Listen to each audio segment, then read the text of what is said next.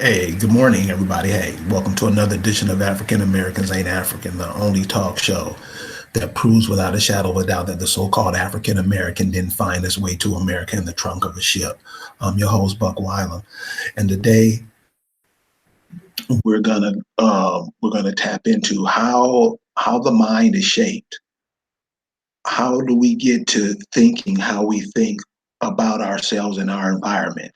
And I just want to show some images in the past that has to do with us that shows you how this happens and, show you how we're going to have to start thinking for ourselves. It's very important. Excuse me.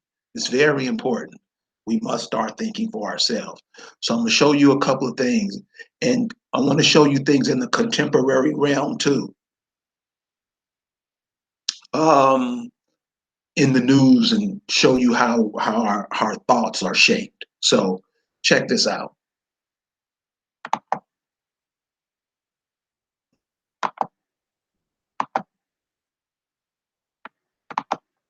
Check this out. All right.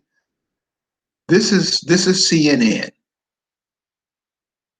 Now, I'm only saying this because many of us have TVs.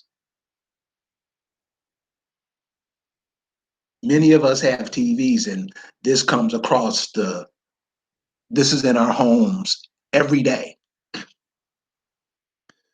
Stories like this. I don't watch CNN. I don't have a TV.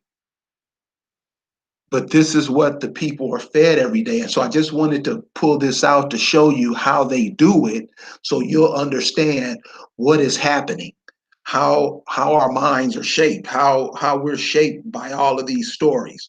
Now, over here, if you look over in the right-hand column, it tells you about the top stories. And it tells you about the tariffs and all that, the taxes. But when you go down, to the bottom, these are top stories. And these stories are dedicated, are for the African American community. Because this is what we're gonna dig for. It's kind of like in the old days when they had newspapers. And when Negroes were going to work in the morning, they turned to the Ann Landers page, astrology page. This is how the African American community has been studied by their community. So all the newspapers were turned to the Ann Landers page. So just like today, you're going to read these stories that you see. And one of the things is it says the Bill Cosby defense says so-called victim was after comedian's money. Now, it's 12:15 Central Time, April 10th, 2018. Earlier this morning, it was saying how Bill Cosby paid the lady off. But the story up under that has even more significance. The biggest Black Lives Matter page on Facebook is fake. Now, what we have to remember is when we look at information or when we get an information, we have to remember that we're not the only ones who's getting it. Other people are getting it too. So why I wanted to bring this out because in the coming days, you're going to see that the African American, the term black is going to be used in a derogatory way. Derogatory way. Just pay attention to how the term black is used when they're describing people. When people are talking about it, when they say it with a nasty undertone. So check out how the term black is used. But going back to the African American community, when that term is used, the people who watch CNN, they're they're the working class. They can pay a cable bill every month without any hesitation. It's automatic. So this is where they get their news from. And many of them watching. I'm not saying everybody watches it because no, everybody doesn't watch it. but they telling you it's fake. And anything that has to do with Black people over the coming weeks, months, you're going to see is going to have a negative connotation, because this is the time when we start getting creative and we started doing things. So they got to suppress how you look at yourself, how you see yourself. So we're going to get into some other images that is that have been put down over the years that show us in a light how other people see us, not how we see ourselves.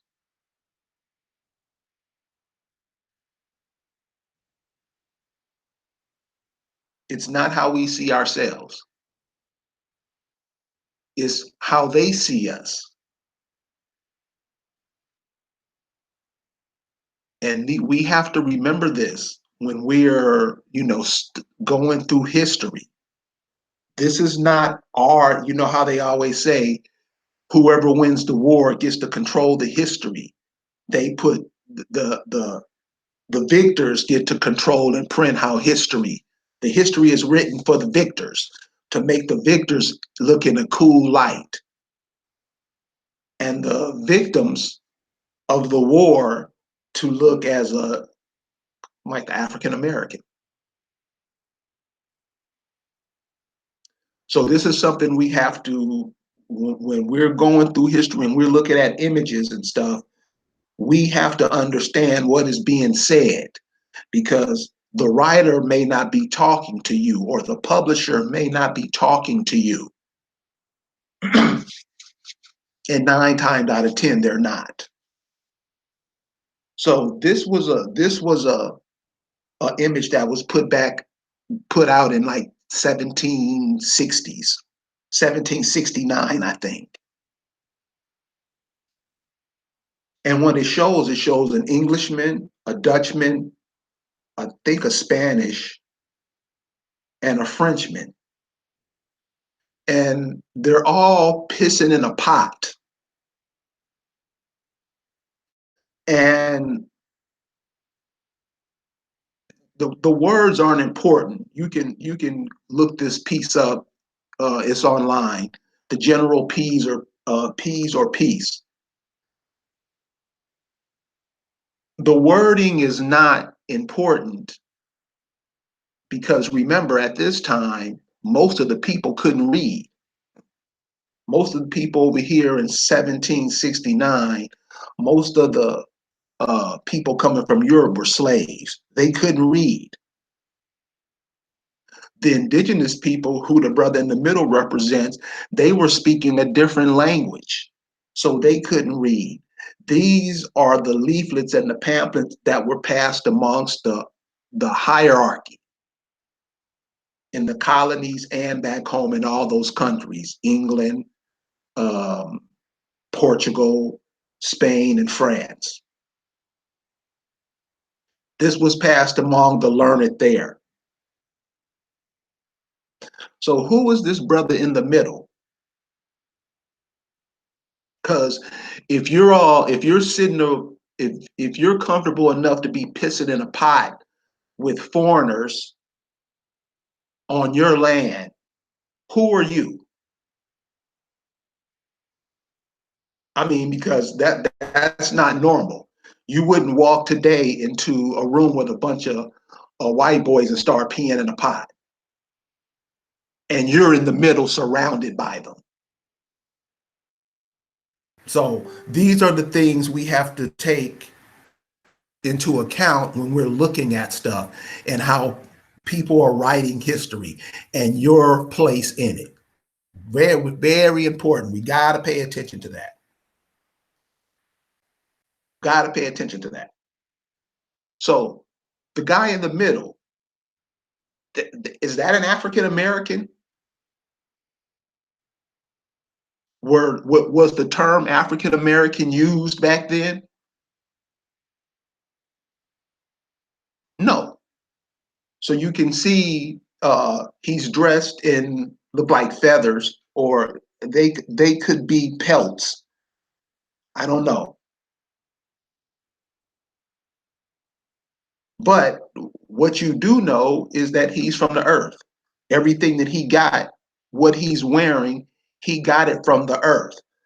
Not saying the guys who were surrounding him didn't get theirs by the from the earth, but the brother in the middle, you can tell he's connected to the earth. So whatever he called himself, it's not what these people called him or the person who drew the picture called these people.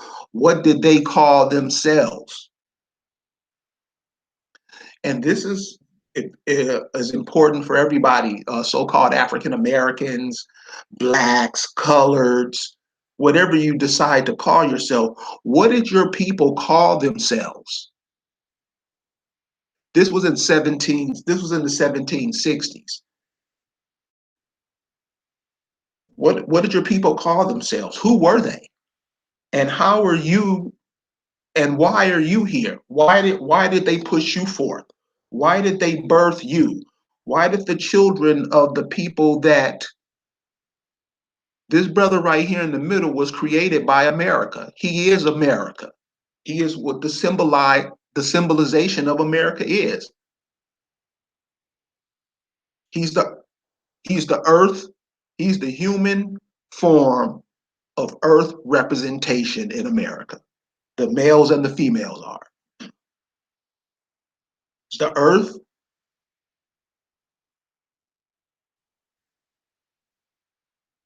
walking earth, walking earth. The earth created him. These people come over here and whatever, and what he had, they now have. And his ancestors are now beholden to those people. That's what we're supposed to be doing? I think not. So these are how the images and how our minds are shaped by drawings like this. Now today, they have TVs, movies, music. They have all forms of media to help shape the African American's mind. So it's something that we're going to have to pay attention to as we're moving forward, because everybody's saying, and I'm in agreement with them, we are at war. We were at war. The spiritual war, to me, it seems, has been lost because the indigenous people here in North America seem to take on everybody else's religious ideology, but their peoples. What was the spiritual ideology of your people? We never asked that question. We never ask it. Then we're arrogant about not asking it. You'll pay for that. So who are these people? What were the spiritual practices of these people? There's something we have to ask. So that person that you just saw, that person who you just saw was,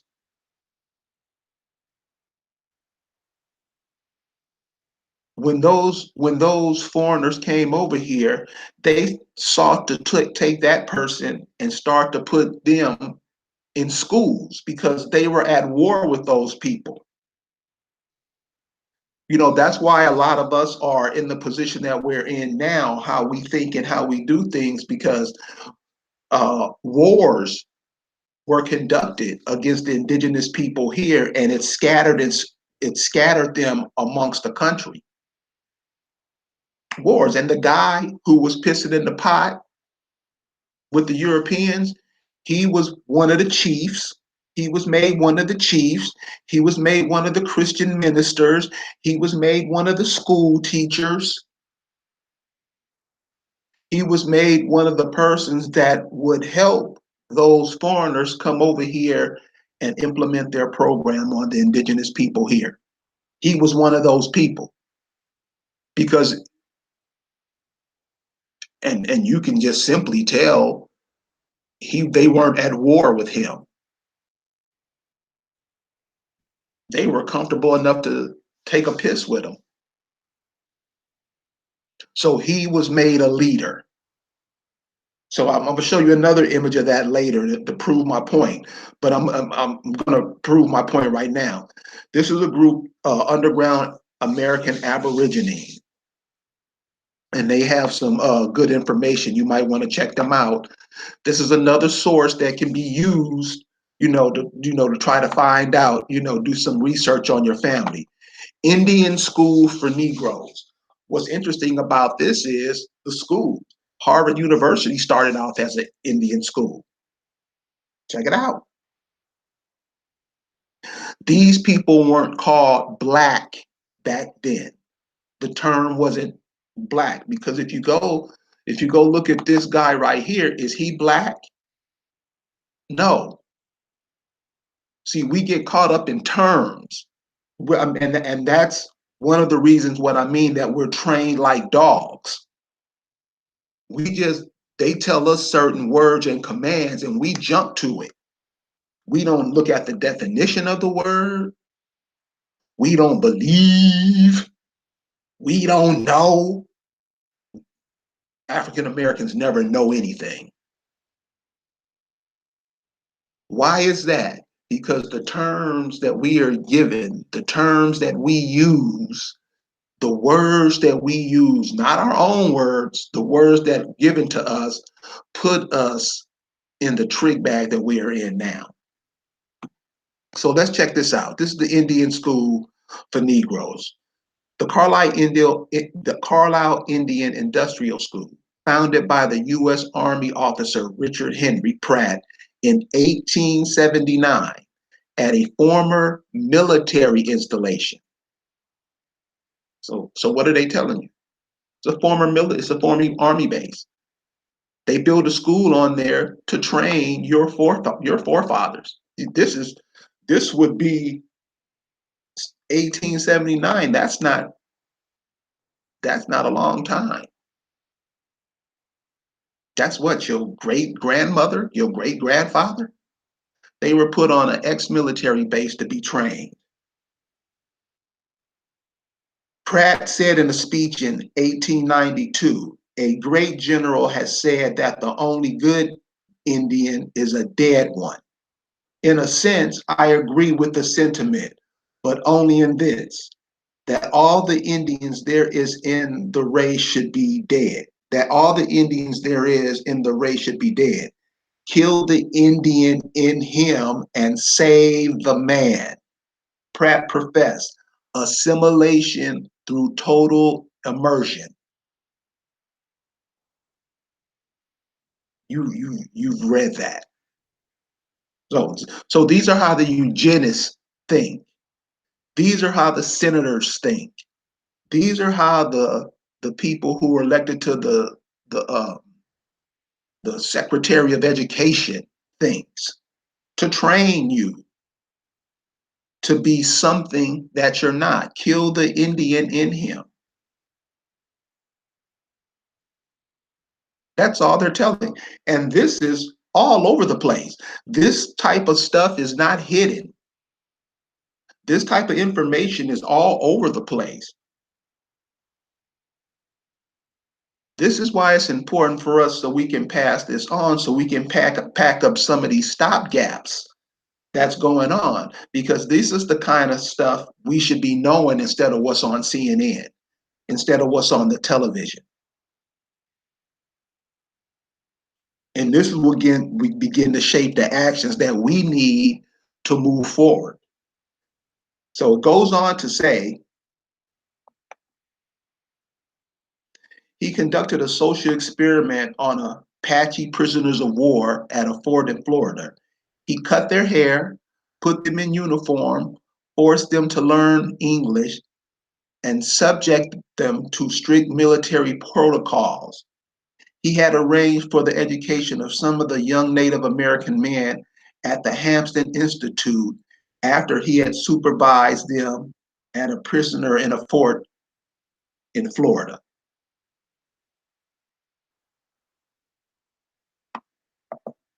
Oops.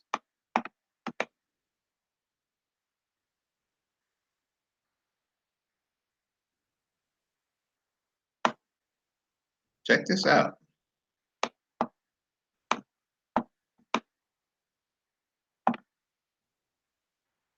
Check this out. Gotta shrink it some.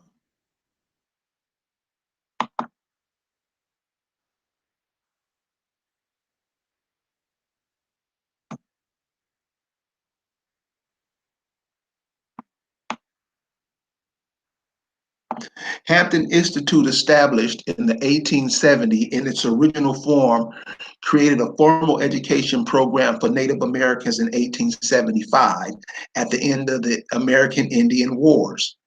See, that's another war you're going to have to look up when looking for your family, when looking up your people. American Indian Wars. We're never taught about that. They're not supposed to teach you anything.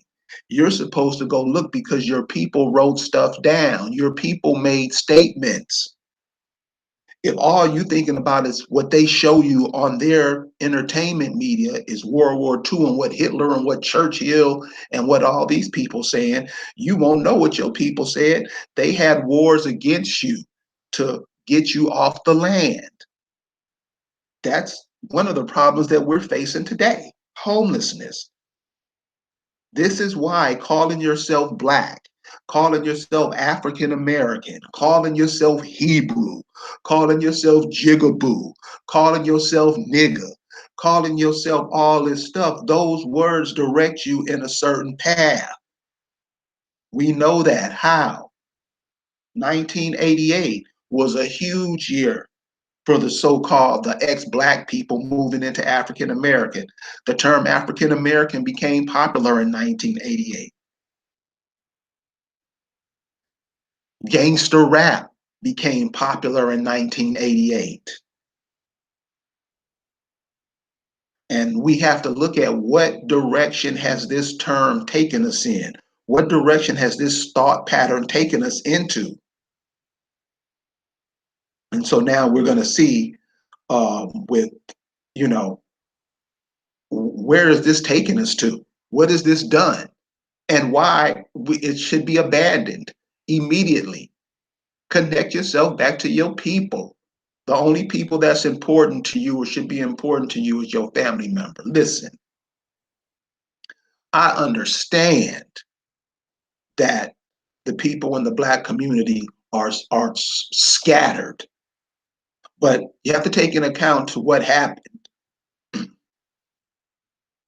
You have to take into account, you see what an example would be, you see this so-called conscious community, why they're in what they're in now. You have to look up the history of the conscious community. You'll see why.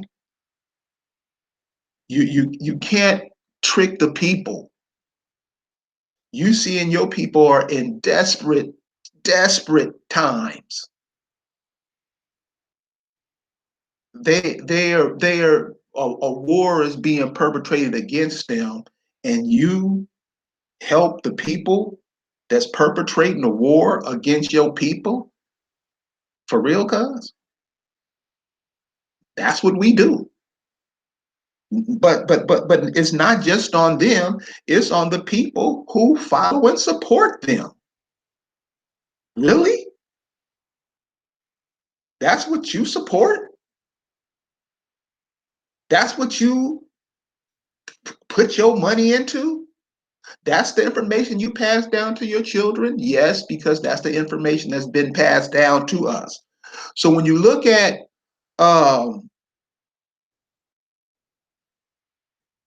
the churches, the schools, blah, blah, blah, blah, all these mediums that are giving to us, because we're not creating none of them, that are given to us to give to our children, this is what you get. Hampton Institute, established in the 1870 in its original form, created a formal education program for Native Americans in 1875 at the end of the American Indian Wars. The United States Army sent 72 warriors from the Cheyenne, Kiowa, Comanche, and Caddo nations to imprisonment and exile in St. Augustine, Florida. Essentially, they were considered hostages to persuade their people in the West to keep peace. These institutions are now historically Black college. Okay, so just in this right here, I'm gonna show you, and I'll bring up the picture so you can see them too. So you see these people, American Indians, they went to American Indians, and now the colleges went to Black colleges. Why did it go from American Indian to historically Black colleges? Because remember, American are the soul people. These are soul, the people back then were the soul people. Soul people are the ones who bring the energy from the earth out in physical form. I'll say that again. Soul people are what brings out the natural vibrations of the earth, and they transform it into a physical form, something that can be used for themselves. An example would be of that would be Aretha Franklin, the Queen of Soul. American. You make me feel like a natural woman. What is she saying? Whatever a woman is supposed to be, whatever the creator created a woman to be, you make me feel like that. See, your people are telling you it's all around us. It's all around us. We just ignore it because we're comfortable being ignorant. So the American Indian Wars, they stopped calling them Americans because they say what? What does their definition in their dictionary say? The first dictionary published in American says an American is what? The copper colored people. Isn't this cat copper colored? Isn't he copper colored? The copper colored people found here by the Europeans, aren't those Europeans? They came over here and took his identity, started calling themselves Americans, because remember, they said now apply to the descendants. This is 1828. This dictionary hadn't even been established yet. This is in the 1760s right here. The dictionary is published. It said what? It was published in 1828. But now apply to the descendants of these people. So they start calling themselves American, and then said, at the end of the definition, the term America must be applied with patriotic fervor. You got to say it with conviction. I'm an American. And that's how these people came and took your identity and start calling you what? Black, historically Black colleges. So let's check this out. This is a nice image right here of these people in these schools. And you can tell, see, and the people who are trained in these schools, what do they go on to become? How do they help shape? How do they help shape the mindset of the people who go to these schools? Well, we're going to see. Okay. So the schools were called Indian schools. Like I said, up in the far north, Harvard University, that started off as an Indian school. Now, if you notice in these schools and around these areas, you never see the people who are called Native Americans. Where are they?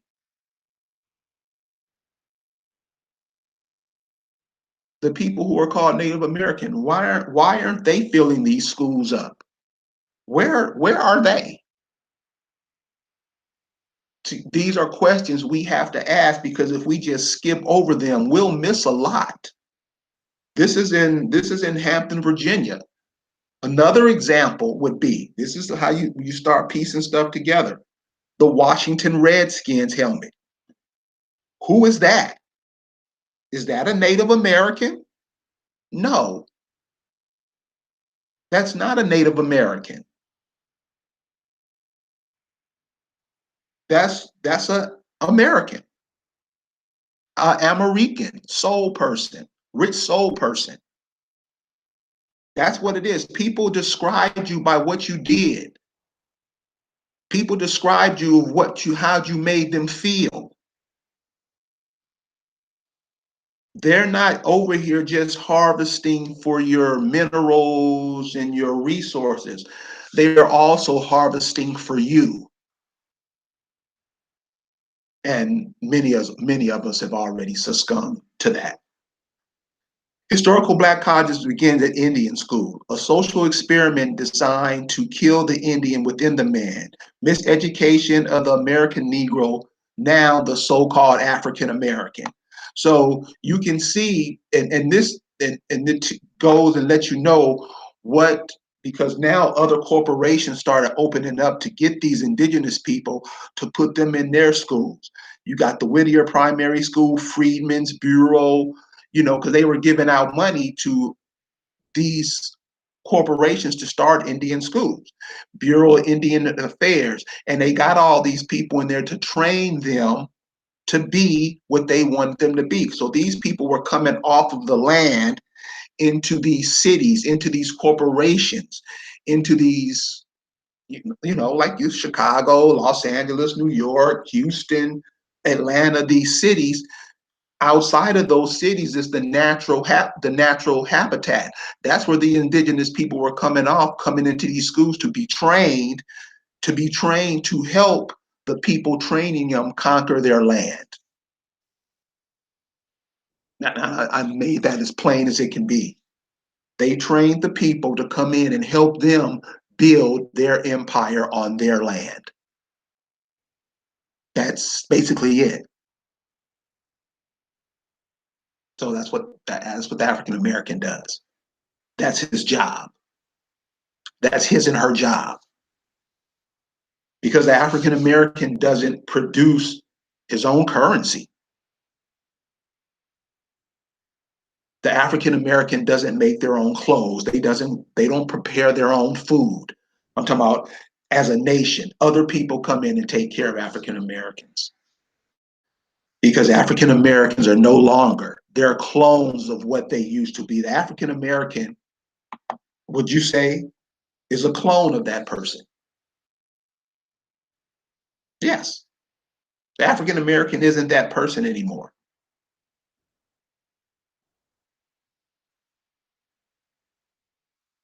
So here's another. This is a question that a young sister asked, and that's what I'm saying. So normally, you wouldn't believe how many people tell me when they ask questions, they are always told to shut up, especially when you're a kid, because when you're a kid, you're inquisitive. And stuff just don't make sense, what the adults be saying. That's why you have a lot of friction with the church and the youth, because it just don't make sense. Or the people who are espousing that garbage, they're not living it in their lives, and the children are the first one to notice it. So this is a sister named Kenyatta Slade, and she's in the group, and then she said it's just something to think about. A cruise ship is a bit over 1,000 feet, over 3 football fields long. A slave ship is about a third of the size of a football field, or a bit larger than a tractor trailer truck. Could 100 human beings, and she's being very nice compared to the story they give you, could 100 human beings possibly survive a 3 or 4 month journey chained to the bottom of a 17th century wooden sailboats? Is it possible? These are the kind of questions that get us to thinking, because you got to think about that. The stories they told you, the people, remember in war, the people who were killed off the land, taken off the land, they didn't write the history. The people who drove them for the land wrote history. If you've seen the damage that these hurricanes hit this Caribbean with, you'd have to come to the conclusion that slave ships this size wouldn't make it. Oh, it has it. It has the slave ship as compared. So here's a regular cruise ship, here's a football field, and here's a slave ship. Imagine that ship in the middle of the Atlantic Ocean, during a hurricane. You see, people can tell us stories and make us believe stuff, and we'll put our what do they call that when the definition of America? We'll be patriotic about it. We'll die for it. Somebody tell you a story and you put all your life force energy behind it, and it's a lie. Because you won't even think, how could a ship this size survive coming across the Atlantic during a hurricane? And these are the stories they tell you about your origins or who you are. So if this is what you think about yourself, you're gonna have your life is gonna be like a boat would be in a hurricane. This is how the African American is trained. This is how the African American is molded into. Like I said, he's a clone. She is a clone of the indigenous people here in America. And the only way you're gonna have to deprogram yourselves. It's the only way. Most of you won't do it because you have already given your life over to the beast. Okay, well, uh, good luck to you. Good luck to you. Okay, well, one more, and we're going to go ahead and close it out. Um, this, okay, so this is another, it shows you what the people were doing, and what they were doing. So these people are coming over here. Now, remember, those people who were, these people that you see in the picture, these are the people who are coming out of the wilderness, coming into these cities like Baltimore and cities like Arlington, Virginia. These cities are being built up, and they need workers to come in and help build these cities up. That's where you come in. You always hear the conscious community always talking about how my people built this. Yeah, you're right, they did. They did. So these are the people who were trained. Now, you're going to see that some of the people are in their clothes, in their, the stuff that they made. But some of the people are dressed like the European. Some of the people are dressed like the European. See? See back here? See? This is that pyramid structure that they talk about. See the whatever that is, that Mason symbol or whatever. These are the people who are teaching these people. These are the people who are in charge of these people. These are the people who are training these people what they need them to be. These are your politicians. These are your Congressional Black Caucus. These are the people who make your mayors and your city councilmen. These are those people. They are paid by these people to control the land, to keep you stupid, and they get paid for them. Look, it's today. There's no difference between today and tomorrow. That time stuff is a joke. Get it out of your mind, because it ages us real fast because we believe in it. These are your people who are controlled by the people behind them. Those are the people behind them. This is what the picture's saying. Look who's behind him. What symbol is behind them? That's who's pushing them to the forefront. This stuff is simple, you guys. It isn't hard. Yeah, I didn't believe it. I didn't know. No, no, you do know, because this wasn't. I didn't make this picture up. I didn't make this image up. I didn't gather all those people back then. I didn't gather that. I didn't put that together. This is what's shown to you. This is what I mean. Life is not all gloom and doom. It's not all ugly. It's not all what they say. They have you think like that so you'll think that there's no hope and that you can't do anything.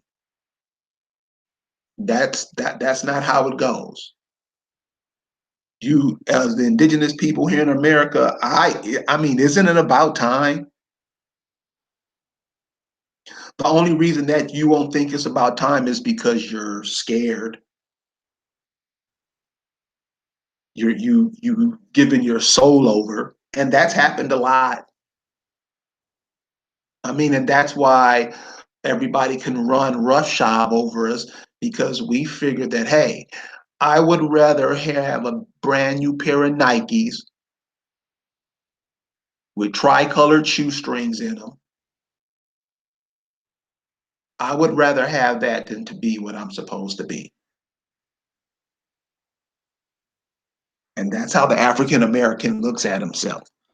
So I just wanted to share that with you guys. Um,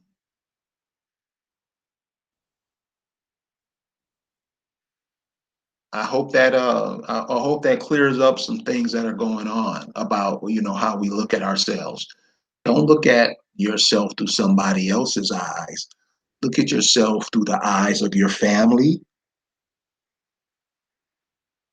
Other people are watching you. A song by Sly Stone. Check this one out. No, it's not by Sly Stone. It's by Sly Stone's sisters. Somebody's watching you. Somebody's watching you. Check out that song. Sister, Little Sister is the artist.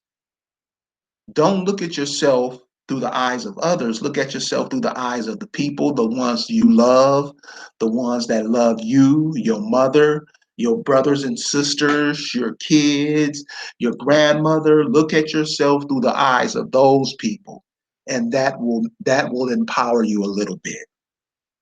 Don't look at yourself through the eyes of anybody else. Please don't. Please don't. All right. So look, we want to thank you guys for hanging out with us today. Um, I hope that information helps in whatever you're trying to do. Remember, the number one goal is to find out who you are, what you are. Why are you here? Are you here for people to wipe their feet on your face? Many are. Many are. Are you here to argue with somebody else while somebody else take the resources out of the ground? All those are just distractions. All of those are just distractions. So feathers up. Uh, we'll see everybody later.